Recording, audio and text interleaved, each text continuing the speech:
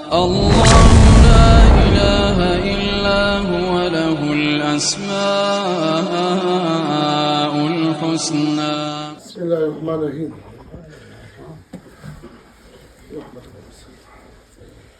وإن تعدوا نعمة الله لا تحصوها إن الإنسان لظلوم كفار. Allah subhanahu wa ta'ala says that if you start or if you want to count the ni'mats and the favors of Allah subhanahu wa ta'ala, you won't be able to. That's how many favors and ni'mats Allah subhanahu wa ta'ala has given us. One of the biggest favors that Allah subhanahu wa ta'ala has given us is health and sihat.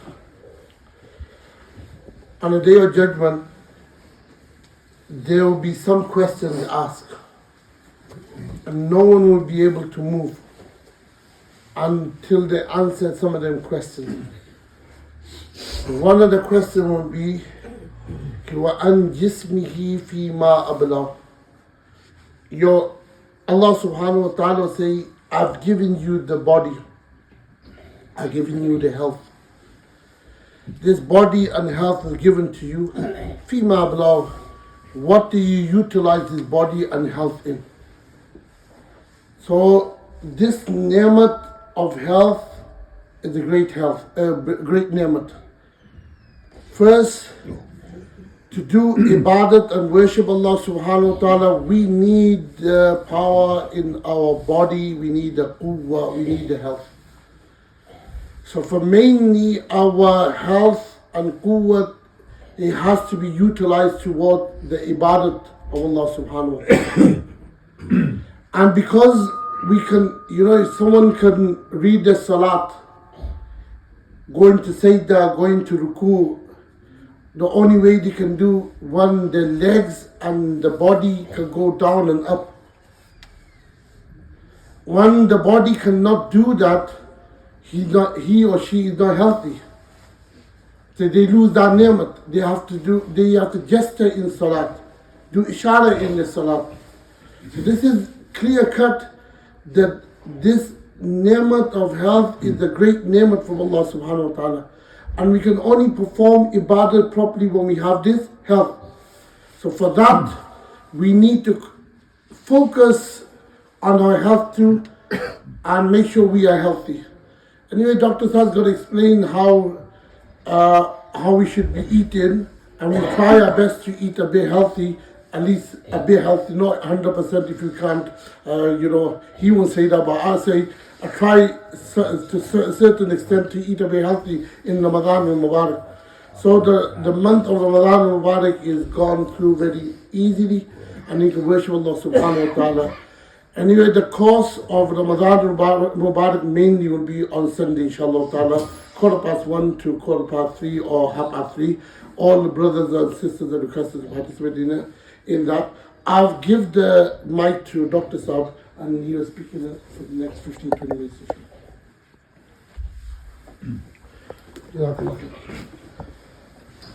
Assalamu alaikum wa rahmatullahi wa barakatuh. Jazakallah Mustab, as always, you remembered us to come here, and it's always a pleasure to speak to our community here. And it was actually last minute call because a couple of days only you phoned me and said it's only wise to bring me back here as every year to give the same reminder. As Mufti Saab's reminders don't change, they're the same thing again and again, and so my reminders are also same. So it's always the same message. Maybe slides look different, but message is same. So I'm Dr. Amir from St. David Court Surgery, GP, and I've got Dr. Sahil and one of my students with me here as well as. So, fasting and feasting, because fasting is important for us, but at the same time, being a South Asian community, a Muslim community, we are fond of feasting as well. So every day of fasting is a feast for us. And so we'll focus quickly on what actually happens in fasting. First, our body needs energy to function, and the energy comes from what we eat and drink through the day. So our fluid requirement for a day is about 2 to 2.5 liters of all the fluids. That includes water, tea, juice, whatever we are consuming, milk. So that should equate to 2.5 liters. So average calorie intake would differ from if you're very active, if you're in a very heavy sort of a job, labor work, or if you're somebody elderly, not having much activity, if you're a woman. So it depends on your size, height, weight, activities. Your calorie intake would be different and requirement would be different. So on average, the calorie intake would be between 1800 to 3000 calories. And calorie, just as a general rule, one chapati is 100 calories. Small chapati, a disc size. Oh yeah. Okay, so if you're having No chachi size. no chachi size, no. That's 200. That's like 2000 in one chapati. So it's a small chapati, a disc size chapati we call it, is 100 calories. A banana is about 100 calories. 2 medjool date is about 100 calories. Too much Judah.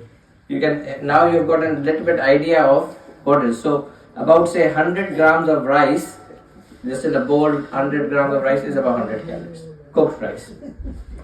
So this we are lucky to, in being in this country, we see the Ramadan moving from December to summers. Now we're going back in, so the rosas are going to be shorter as well, and we'll have more time to eat and drink and sleep. So on average, the fasting hours would be between 12 to 14 hours. Roughly, and we'll have about 10 to 12 hours of eating, drinking and sleeping. So we need to divide that time in an order so we have everything in moderation and proportion. So fasting is great because it can help you to lose weight. When we are actually fasting, we are not eating, so body actually needs energy anyway. So what will happen is, your body will burn your fat and produce energy. When your fat is burnt, then your weight will go down. So a very simple thing. If you don't eat, so people who are in areas of famine, like African, some of the countries, they are very thin because their body fat is burning because they don't get food. So it's a good way of actually weight loss. If you're looking for weight loss so in Ramadan is a good way to actually focus on it, as long as we can avoid certain foods which will come to it.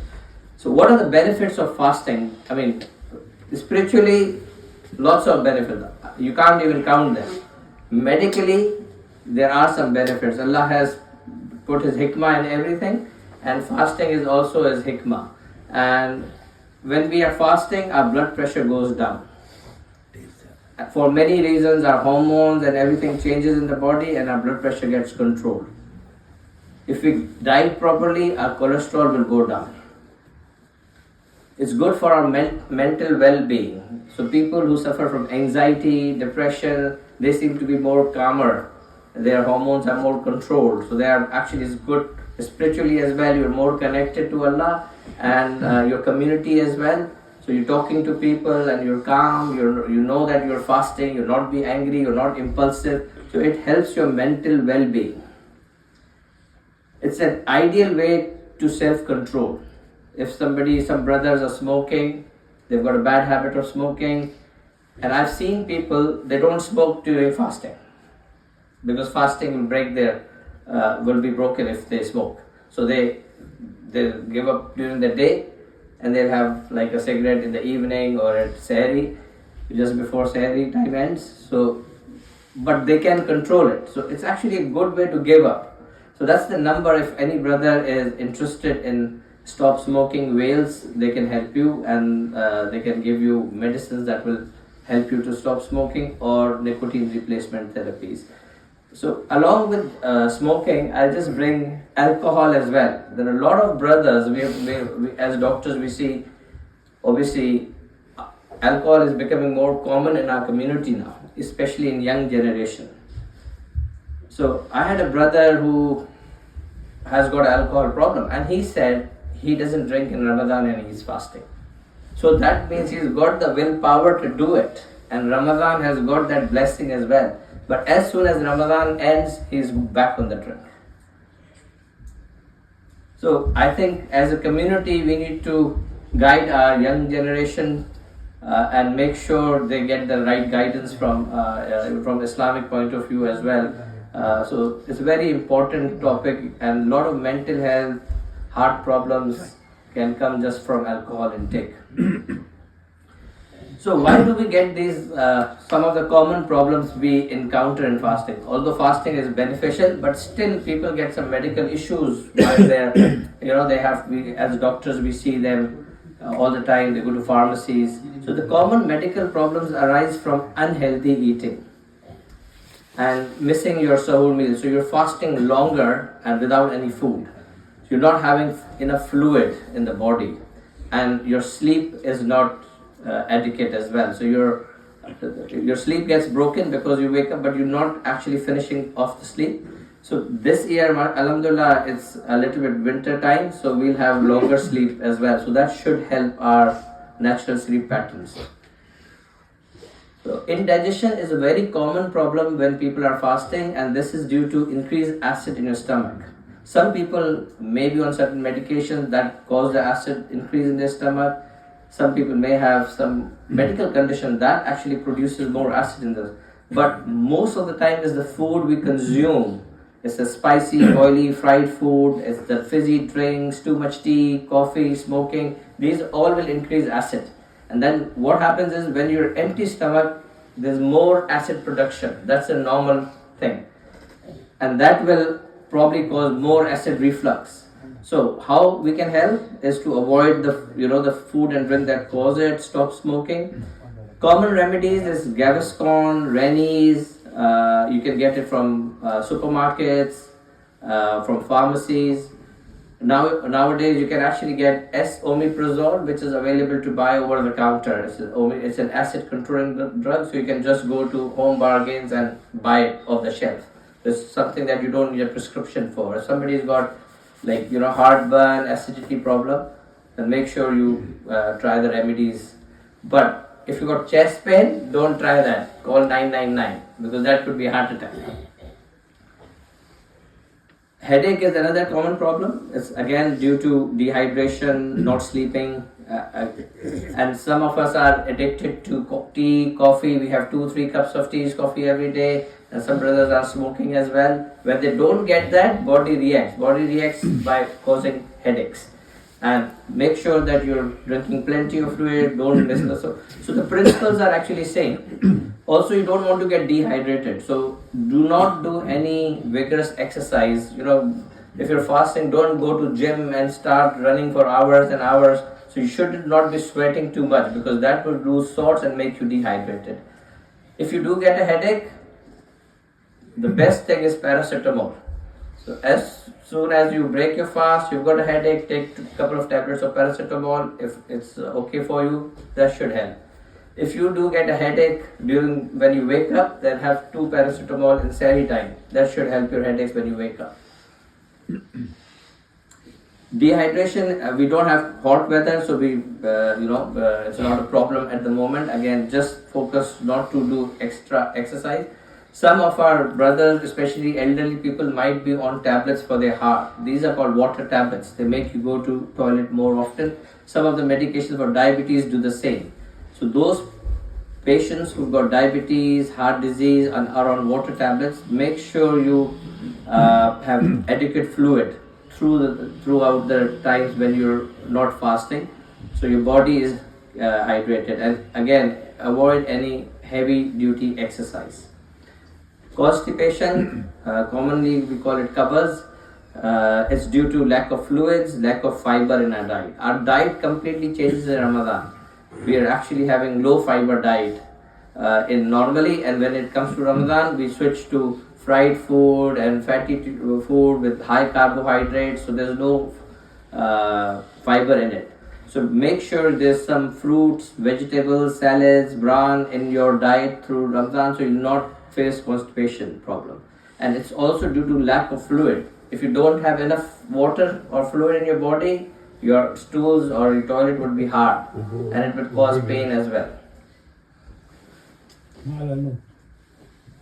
So this is what a plate should look like. Your healthy plate, we call it. So it should have vegetable, fruits, proteins, whole grains, and it's a balanced sort of a nutrition. And there are certain nuts are very good. Avocado is very good fat. So if you want to have something like avocado is it's like a superfood, like nuts. So if you have an avocado in sehri or something, that should fill you as well, and because it's got fiber, it would slow down the carbohydrate intake, so you don't get spikes of carbohydrate with it. These are our favorite things we need to avoid. So, and one message to the mosques as well, because a lot of iftaris are done in the mosque, and these are common foods we see in the mosque, pakode, samosa coming, everybody's enjoying them. It's good to have something like that, but if you have it every day, maybe you need to change one thing in your week. For example, you can say, I'll just have a samosa or pakoda once a week, not every day. But it's these kind of things, sugary food, high fat content, fizzy drinks, which cause the problem. What is good for you is things like rice, pasta, couscous, baked samosas, falafels, cereals, grilled food, grilled meat, dates. These are good food. We should focus on those rather than the fried stuff. So this is like an example of meal. So you can see in sahur or sehri, you can have a porridge with milk, some nuts and a toast. Mufti Sahib is smiling. Mufti Sahib is asking, what should I have before this? I was saying we go to Turkey with that. So this is actually what we should be having in Sehri time, because the heavier food you'll have will have more adverse effect on your stomach. You'll have uneasiness through your sleep, and your day will be very uneasy as well. And again, then in iftar you can have some rice with grilled chicken, have some salad. So make sure you have some salad and fruit in every iftari. That should be your target, because that would actually change a lot of things. That will reduce the glucose absorption from your stomach, and it will keep you, avoid constipation, keep you more at ease through the day. So diabetes and fasting. Some brothers have got diabetes and they want to fast. So nowadays it's become more easier because we've got more monitoring equipment. So patients who are on insulin can actually fast nowadays because they can wear a sensor which is allowed on NHS if you're on insulin. So you can speak to your GP if you're on insulin, they'll give you a sensor, you can put it on, and then at least if you get a hypo or something, you would be alerted. So you may need medication changes if you're a diabetes patient. So make sure you see your doctor or the nurse in the practice. Again, the dietary advice doesn't change. So avoid any sugary, fatty foods through the day and in the iftar and also sehri time. But things like rice is okay because it's a slow release food. Porridge is okay because it's slow release. So fruits are okay because they've got fiber. So, and if you feel unwell, don't do it, because there is exception, and Imam Sahib will actually has spoken in his previous talks as well that if you're unwell, then there is an exemption from Allah for it. So speak to Mufti Sahib if you feel that you're not well enough to fast, and speak to your doctor as well. So if you can't, don't do it. So these are some changes of medication. I've not got much time, but if you got any questions, you can always speak to a pharmacist or your GP or a nurse. But as a general rule, the medications you take for diabetes morning, you take it in the evening now, because that's your bigger meal in the evening. So if you were taking a tablet in the morning and tablet in the evening, so basically you dose them in such a way that you're taking more in the evening rather than in the morning. Some of the medications have to be balanced, so you need to have something in the morning as well because you're eating. So again, that's the advice your doctor or nurse should give, or speak to me Whenever you find me, just speak to me. I'll advise you on those as well. If you're asthmatic, the inhaler breaks the fast, Mufti Sahab? Using an inhaler. So, if you're having an asthma attack, that's gonna kill you if you don't use your inhaler. I've seen patients collapsing in my surgery because they don't want to break the fast, they're having an asthma attack. So it's important, keep your asthma inhaler in your pocket. If anytime you feel that you are having difficulty breathing, use your inhaler. You can keep that fast later on. But you'll probably do more harm to yourself, and it will be guna to harm your body, isn't it? So if needed in emergency, break your fast. There are other medical conditions. There is kidney disease. People should not fast because they get the risk of dehydration. But if they've got mild kidney disease, they may be able to fast, but with caution, and make sure that their fluid intake is okay. If your blood pressure is very high, you should not fast. Get your blood pressure under control first, and then you should be okay to fast. Same is with heart failure. If you're very stable, then you can fast. If you're you're on lots of medications, water tablets, then avoid fasting. If you've got heart disease or heart attack recently, then you should avoid fasting because your heart is trying to recover. So fasting may do some damage because it causes dehydration in the body. And if you're on lots of medication, because some medication, as I mentioned, can make you go to toilet more, so make sure you speak to your doctor about it. So I will stop here with a quote from Quran. Eat and drink and do not waste. Verily Allah does not love those who waste. So there's a lot of waste in Ramadan. So even in the mosque, when we see there's a lot of tar left behind, food going to the bin, think about people who don't get those. And I think we, as a community, we should think about waste as well.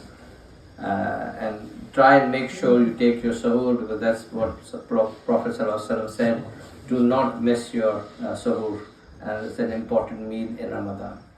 I'll stop there. Jazakallah for listening. الله لا إله إلا هو له الأسماء